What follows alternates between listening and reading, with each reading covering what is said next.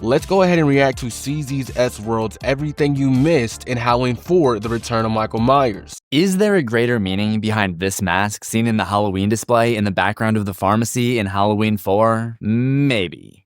Just maybe. Last time on Things You Missed, we talked about the strange, subversive secrets that may change the way you look at Halloween 3. That movie, as unique as it may be, was not well received. It was the lowest grossing Halloween movie, and it did even worse with critics. For those in charge of the IP, it was time to go into damage control. The idea of making each movie a unique, standalone story set on Halloween was abandoned in favor of resurrecting Michael Myers. But while the producers wanted to forget about Season of the Witch, the artists behind Halloween 4 may have felt a little bit differently. Take the school scene, for example. Now, this may be a total coincidence, but there are 3 doors with Halloween decorations in this set, and they are the big Halloween 3: Skeleton, Witch, and Jacqueline. CZ's S World says that there are an Easter egg in the beginning of Halloween 4. So you have the pumpkin head on the door, you have the witch on one of the doors, and you have the skeleton on one of the doors, which if you guys don't know, like he said, that's a reference to Halloween 3. We don't see the masks themselves, but we do, curiously, see this exact combination of Halloween avatars later on at one of the houses that and again, they show it off again. So obviously the producers and the creators of Halloween 4 really did have an infatuation with Halloween 3. And again, I didn't know this. These are things that you missed during Halloween 4: The Return of Michael Myers. Shout out to CZ's S World. Make sure you go give him a follow. Jamie trick-or-treats at. That brings me to this mask, which may look a little bit familiar if you've seen Halloween 3. It almost seems to be a zombie-like version of the villainous mask maker Conal Cochran. The guy at the very end of the movie who was the bad guy, Dr. Cochran or whatever you want to call him, this is a zombified version of his mask, of his face in Halloween 4. So again, things you missed in Halloween 4 your first time watching. There may be another mask that references Halloween 3, seen right here. You may remember one of the symptoms of the microchip being distributed in the Silver Shamrock masks was for bugs and snakes to pour out of the children's skulls. Of course, most of what we see in Halloween 4 is designed to make us think more about the initial 2 movies, Halloween and Halloween 2. To learn how the kills in this movie were inspired from Michael Myers' past, stick around to the end of this video. We begin on a rainy night with a patient transfer, not unlike the opening of the first movie. I do not know why they always choose the day before Halloween to move him. It never works out well for them. I imagine after 10 years of being an invalid, the idea of Michael Myers as an actual threat kind of faded into legend, and the transfer personnel let their guard down. How many bodies did you find? It's hard to tell, they're all chewed up.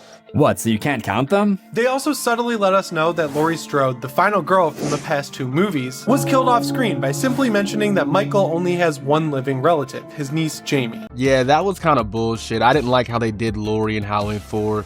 They didn't give her an on-death screen. Jamie Lee Curtis was not brought back to have her on-death screen. So them just mentioning her dying, that was a kind of a letdown. Laurie dirty here. I think only Alex Browning could ever relate. They do kind of honor Laurie though by naming Jamie after the actress Jamie Lee Curtis, who of course played Laurie. 8 years old, meaning that Laurie must have given birth to her pretty soon after escaping Michael Myers. She would have been no more than 19 when she had the baby. On the bright side, I guess she got over Ben Tramer pretty quick. The next time someone tries to tell you Halloween 2018 didn't need to happen, remind them that it brought Ben Tramer back to life. When we're first introduced to Jamie, she's in her room having scary visions of Michael coming after her. Only we see Michael before she does, which doesn't really make sense. If we as the audience are seeing her vision. Yeah, I didn't notice that. That was insane, because again, this scene with Jamie Lloyd was supposed to be like a nightmare, but we actually see Michael in her nightmare, so it's kind of like a really meta kind of thing. I enjoyed it. I didn't think it was a problem.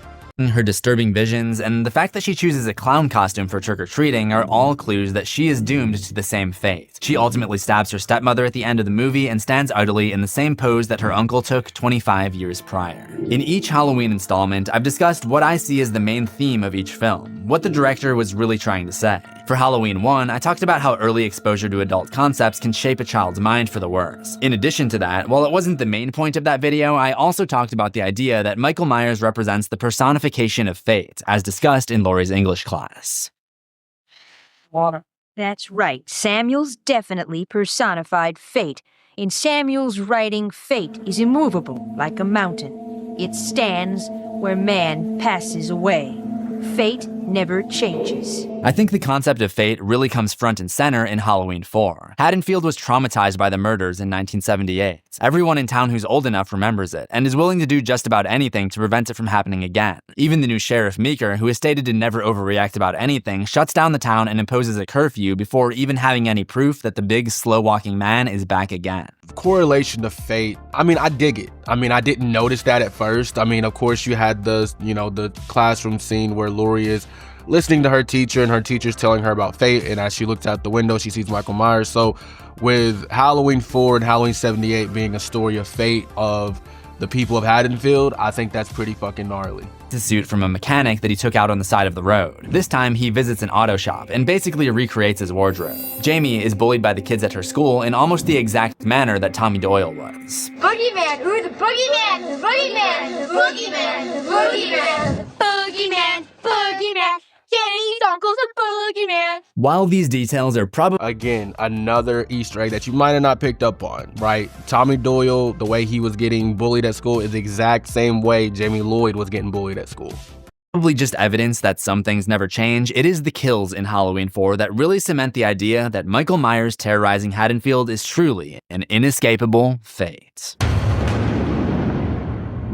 In the first Halloween, we saw Michael attempt to recreate the horror he had first created at age 6, using promiscuous teenage babysitters as stand-in victims for his sister Judith, even going so far as to arrange them under his sister's tombstone. 10 years after that, the kills now seem to be recreations of the night he came home. For example, after Michael arrives in Haddonfield, his first victim there is a dog in both the 1978 and 1988 versions. After Rachel and Jamie are gathered by the police, they take shelter in the sheriff's house. We only see the aftermath of Deputy Logan's death, but the sheriff's daughter Kelly is taken out next. She and Brady would fill the role of horny teens just like Bob and Linda in the original. And on top of that, her death is kind of a combination of Linda and Bob's. Remember, Bob was pinned to the wall with a knife, and then Michael pretended to be Bob to get close to Linda. So this time things are slightly changed. Michael sits in a rocking chair pretending to be Deputy Logan, and he uses his shotgun to impale Kelly and pin her into a door. Then Brady is strangled, which happens to be the same fate Annie and Linda suffered in Halloween. Wow, so Halloween, again, the references from Halloween 4 to Halloween 78 is just crazy. I mean, it was literally Halloween 78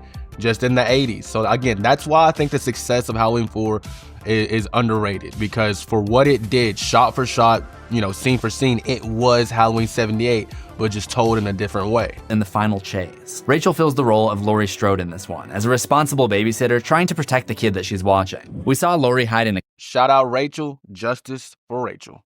closet and use a coat hanger to poke out Michael's eye and temporarily blind him in Halloween 1. Then in Halloween 2, she shoots him in the eyes, or I guess just slightly above the eyes, but the drip down once again renders him unable to see.